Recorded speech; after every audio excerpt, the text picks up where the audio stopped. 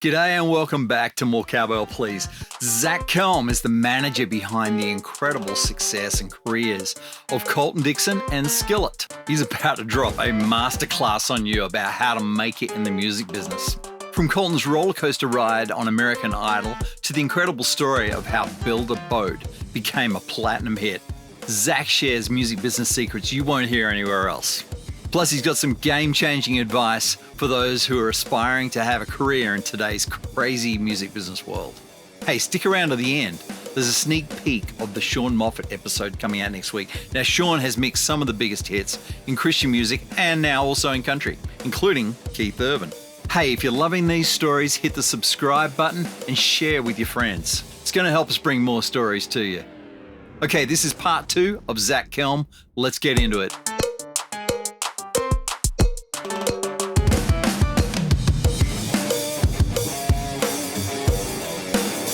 Okay, tell me about other acts that you've managed, what's happened with them. And a few years ago, before Idol closed down the first time, 19 Entertainment had a management company in Nashville. They were closing that, and they had a kid named Colton Dixon that they were managing. He was a local kid. Colton was top 7 in season 11, came out as the highest debut in Christian music. He wanted to be a Christian artist. Idol at that time hadn't done much of that. Carrie went and did country. Daughtry went and did rock. Kelly went and did pop. Ruben did R&B. So there wasn't a ton of, I want to come out of the gate and be a Christian artist, but Colton wanted to do that. He had this big debut. And then 19 kind of went through its hiccup, and Idol went through its hiccup.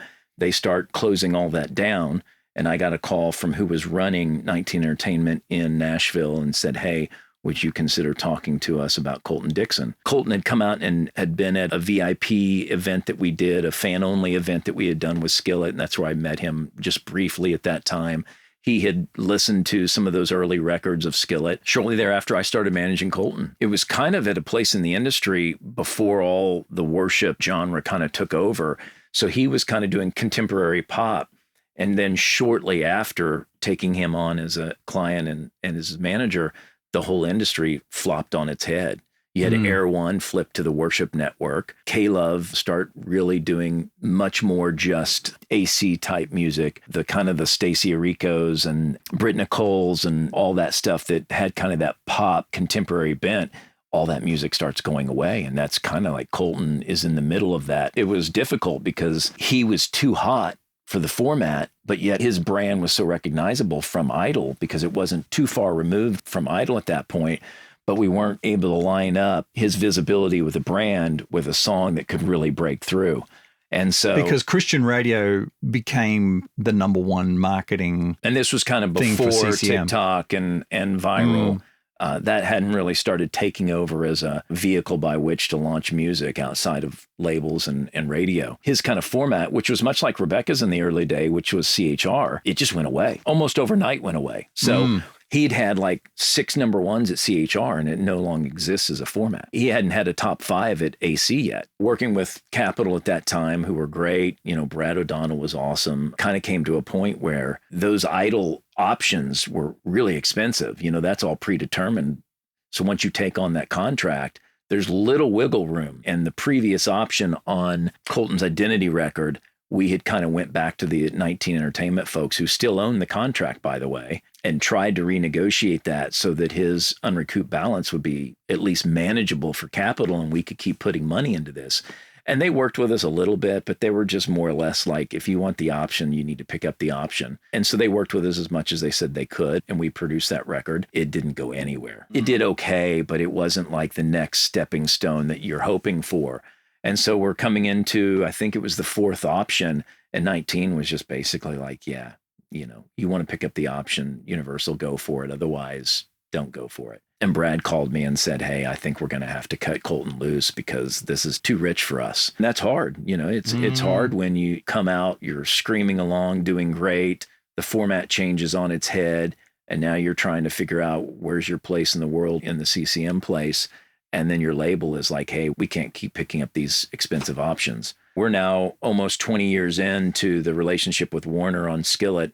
And I'd had a couple other acts that had kind of come through there. I called Pete Gambarg, who was the head of A&R at that point at Atlantic, and I said, hey, I've got this kid that has this bass that I think that we can cross. I think if we can put the right songwriters and the right producers around him, I truly believe a lot of the big labels will do these big brand assessments. And so I had just done one on Colton through Universal. So we had all these metrics that showed him much larger than actually he had had success on the radio side in Christian music. He had had success, but he hadn't had massive number ones at AC yet. Pete got it, and we were able to sign Colton over to Atlantic through a little imprint that John Corey and I started called Hear It Loud. The first record that we cut was with Busbee right before he got brain cancer. Yeah. It was like the last record Busbee produced on his own. Yeah. And so it was a song called Miracles out of all the titles it could be. And so right in the middle of producing that record is when he got diagnosed. And then, of course, he died there shortly after. The first record that we were to put out on Colton on Atlantic was February of 2020. And of course, we all know what happens right after there. Yeah, to put it out. So we put out what's supposed to be his reintroduction into the market under a new label and new A&R and et cetera. And the whole world shuts down. And so you can't work a record. That song did end up being a smash and end up being a gold record, but it got shortchanged because of what happened in that 6-month period where nobody knew what was happening in the world, which I hate because it's such a great record. I mean, still a gold record. That's amazing. Great. That was a step up. For sure. He'd never had a gold record before. Right. He'd never had a top 5 at AC Radio on the Christian side. I think we could have crossed the song had it not been 2020. But of course, we lost promotion and marketing. The mainstream side was even further away from working promotion, masking and all that, lingered longer on the mainstream side than it even did on the Christian side. So you couldn't work records at radio, like go to radio stations and do promo and all of that on the general market side. That was way after the Christian market opened back up. So we had that record breakthrough, but then I was working with an A&R consultant guy, a guy named David Silverstein, who's got his own company out in LA, does a bunch of big pop stuff, producers, writers. He got pitched a song by an international billion-plus streaming artist that was called something like Ride in a Boat or something. I don't remember what it was. And David sent it to me, and he's like, hey, there's something in this song. So he sent me the song, and the song is completely different today. And I was like, gosh, that melody is amazing. So I sent it to Colton. I remember Colton calling me back. He's like, dude, that melody's awesome, but there's no way that song works. And I'm like, well, what if you and Seth Mosley wrote this song over? Obviously, we take the concept of the boat, we take the melody, and you guys turn it on its head. He's like, I don't know if we can do that. There's always a weird thing when you're dealing with an international artist, massive artist that had written with Avicii and a bunch of mainstream pop global artists and was an artist in his own right, to convince them to rewrite their song.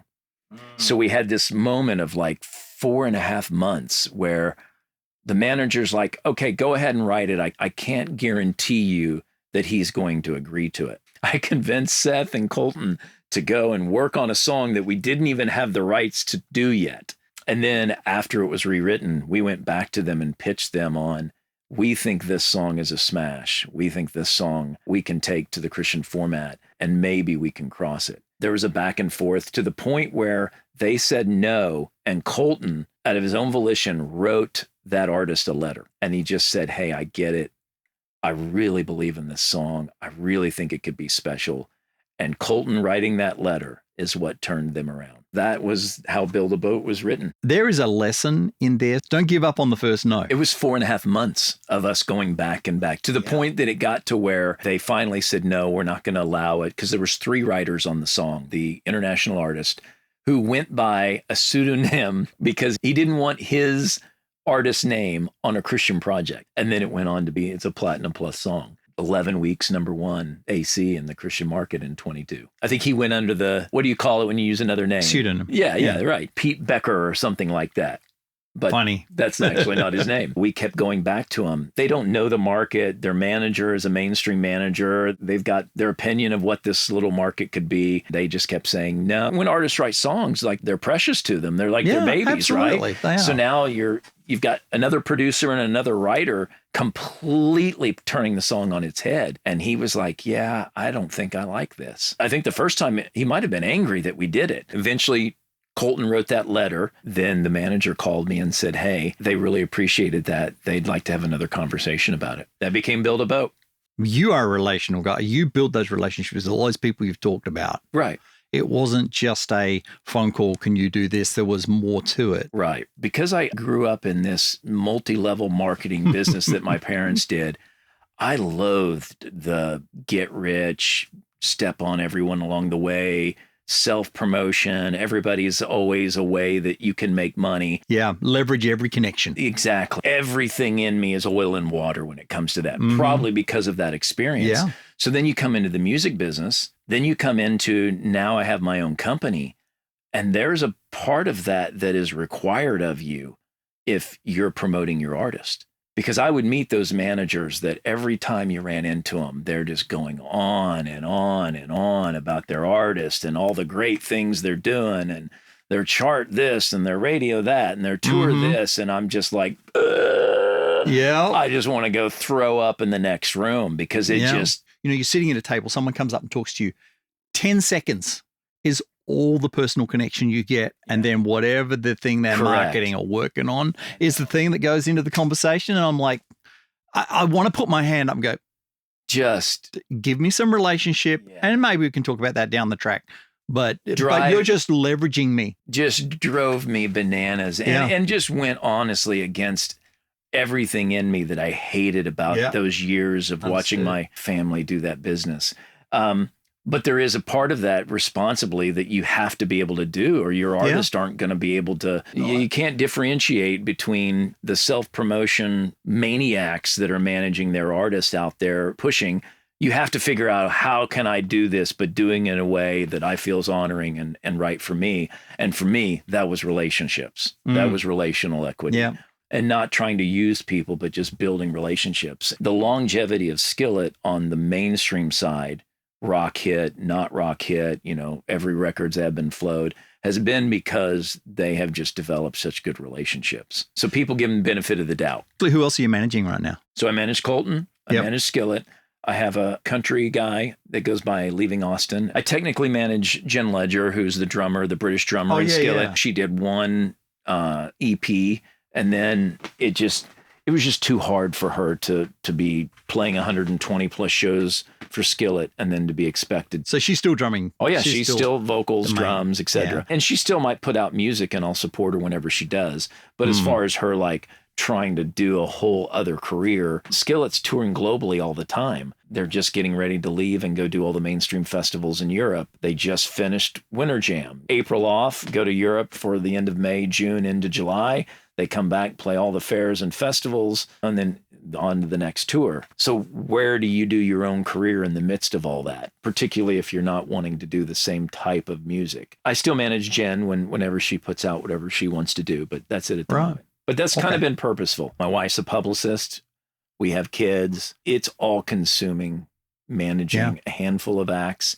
If I had 10, what kind of father and husband could I be? I don't know. Especially because I think if you're going to be a good manager, each artist needs you involved. It's not like something you can delegate. No.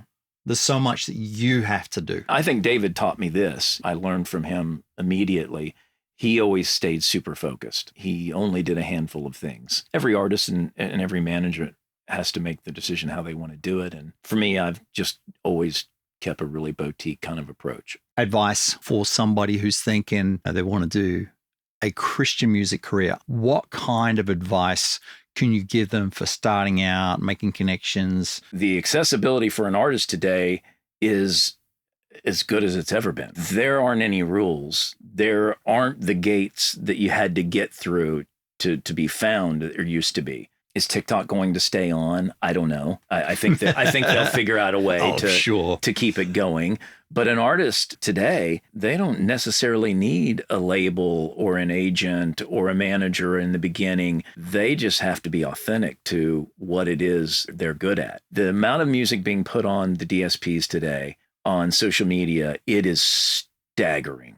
I mean, it's bananas. Just because you put something out doesn't mean you're going to get found or it's going to connect. There has to be a level of cut above the rest still, cut through the algorithm and all of that.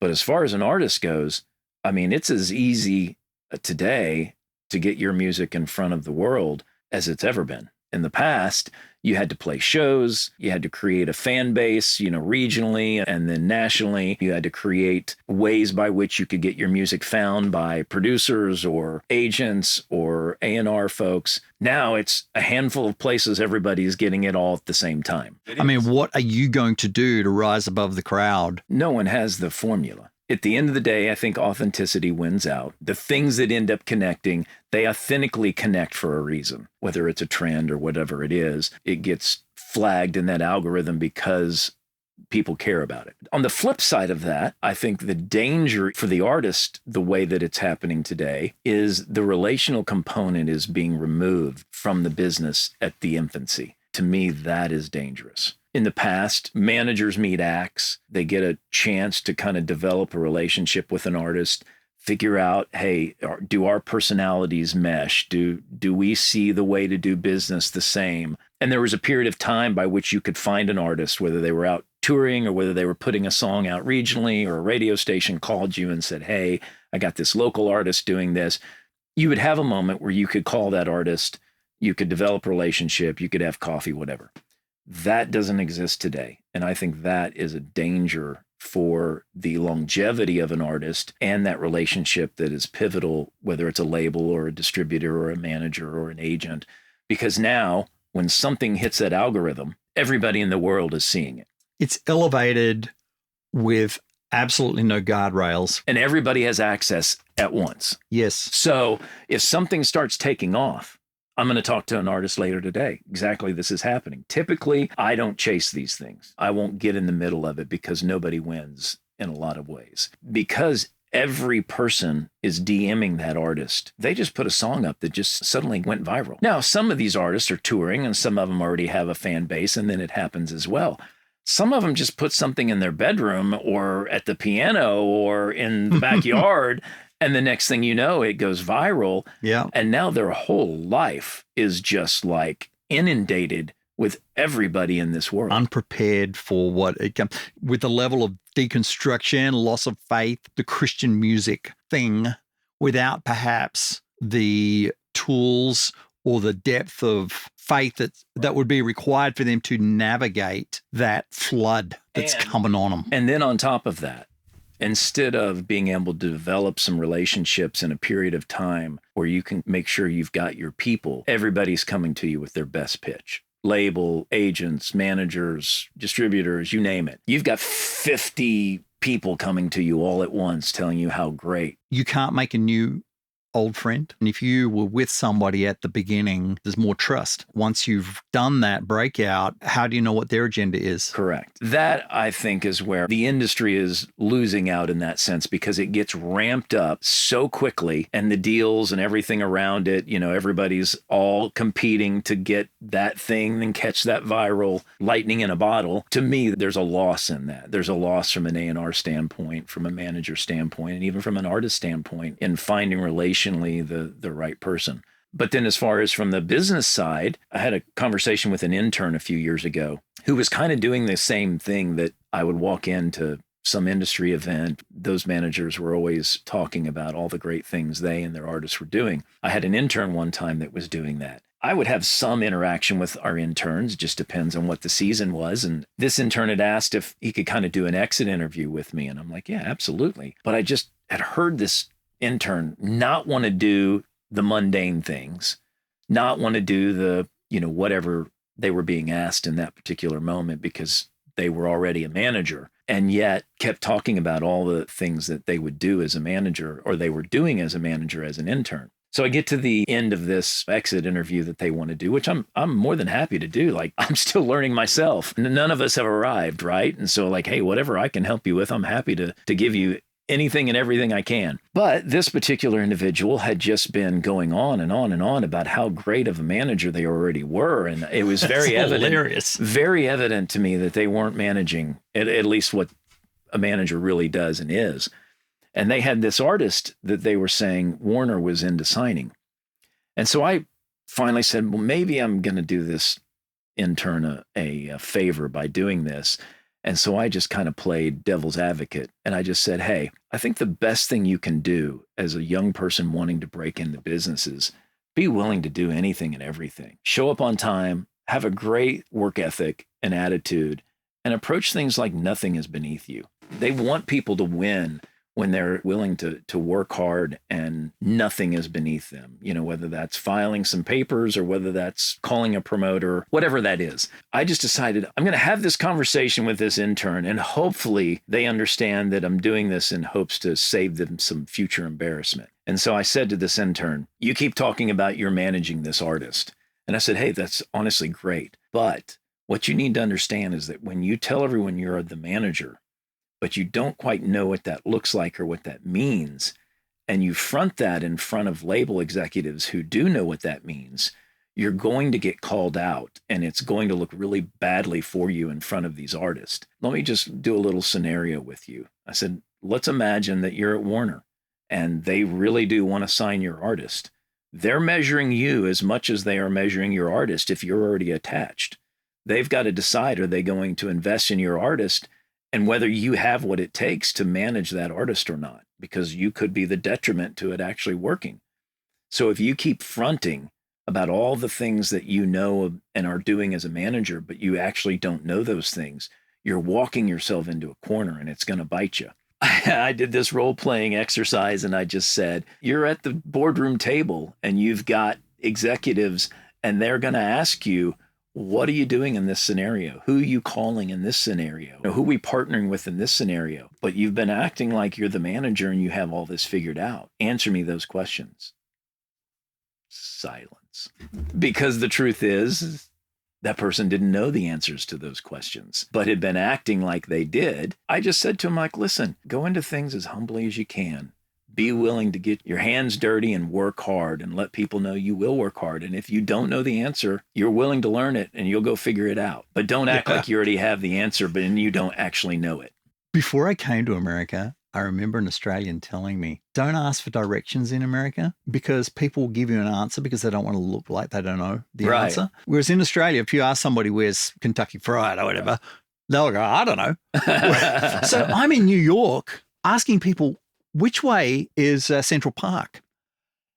Half the people are pointing the wrong way. And like, I didn't know. I mean, this is before iPhones or anything. You're just wandering around. Yeah, I realized so long as the image is good, that's the main thing, right? But so the depth of character knowledge, one of the things I've really appreciated about every one of my guests is they've all said, I didn't know what I was doing, but I was prepared to learn. Yeah. That's the place you want to start. That's right. Yeah. And that's kind of what you were saying. Yeah, it is. I'll do whatever it takes to learn and work that out. And if I don't know it, I'm going to go find someone who does. One thing I'm really appreciative of you is you've kept it under God. Oh, thanks. And I appreciate that because I think people lose sight, in the fray. Easy to lose ourselves if we don't. Kind of an everyday battle. So, and I appreciate that. Well, thanks. So you know what I do at the end of every podcast? Idea. Because I'm not much of a hugger. Yeah. I always shake a hand. Thanks for coming, mate. Thank you. Loved it. You're awesome. I hope you got as much out of that as I did. All right, next week, another great guest, Sean Moffitt.